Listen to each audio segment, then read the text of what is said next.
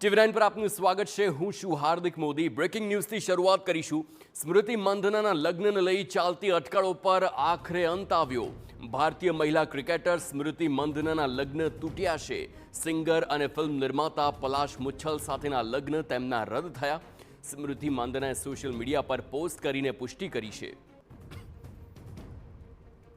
ભારતીય મહિલા ટીમની વાઇસ કેપ્ટન સ્મૃતિ મંધનાએ આખરે સંગીતકાર પલાશ મુચ્છલ સાથેના પોતાના લગ્ન અંગે મૌન તોડ્યું।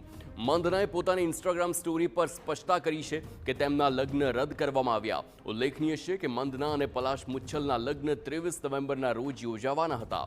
અચાનક જ લગ્ન અટકાવવામાં આવ્યા।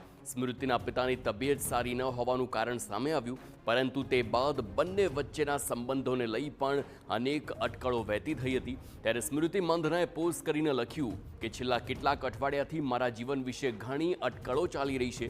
મારે સ્પષ્ટતા કરવાની જરૂર છે કે લગ્ન રદ કરવામાં આવ્યા છે। હું આ બાબતને અહીં છોડી દેવા માંગુ છું।